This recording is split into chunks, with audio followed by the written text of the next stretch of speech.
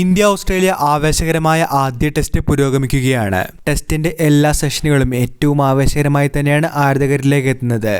വീഡിയോയിലേക്ക് കടക്കും മുൻപ് ആദ്യമായാണ് നിങ്ങൾ ഈ ചാനൽ കാണുന്നതെങ്കിൽ ഏറ്റവും പുതിയ ക്രിക്കറ്റ് അപ്ഡേറ്റുകൾക്കായി ചാനൽ ഇപ്പോൾ തന്നെ മറക്കാതെ സബ്സ്ക്രൈബ് ചെയ്തു വെച്ചേക്കുക.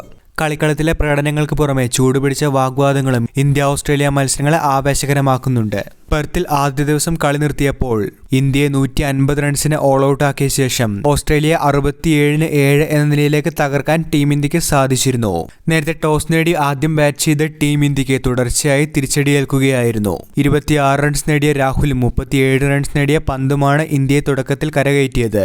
ഇന്നിംഗ്സിന്റെ അവസാനം 41 റൺസിന് നിർണായക സംഭാവനയുമായി നിതീഷ് കുമാർ റെഡ്ഡിയാണ് ഇന്ത്യയുടെ സ്കോർ 150 എത്തിച്ചത്. തീർച്ചയായിട്ടും ഇന്ത്യൻ ആരാധകർക്ക് കനത്ത നിരാശ നൽകുന്ന ഒരു ഇന്നിംഗ്സ് തന്നെയാണ് ബാറ്റിംഗ് ലൈനപ്പിൽ നിന്നും കാണാനായി സാധിച്ചത്. പതിവ് പോലെ ഓസ്ട്രേലിയക്ക് മുൻപിൽ മുട്ടുമടക്കുന്ന ഒരു ടീം ഇന്ത്യയെ തന്നെയാണ് ഇന്നലെയും കണ്ടത്.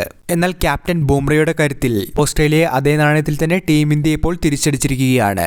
ബുംറയും ഹർഷിത് റാണയും സിറാജും അടങ്ങുന്ന പേസ് നിര ഓസ്ട്രേലിയയെ വരിഞ്ഞു മുറുക്കിയപ്പോൾ സ്മിത്തും ലബുഷേനും ഹെഡും ഉൾപ്പെടുന്ന ഓസീസ് നിര തകർന്നടിയുന്ന ഒരു കാഴ്ചയാണ് അല്പം മുമ്പ് കണ്ടത്.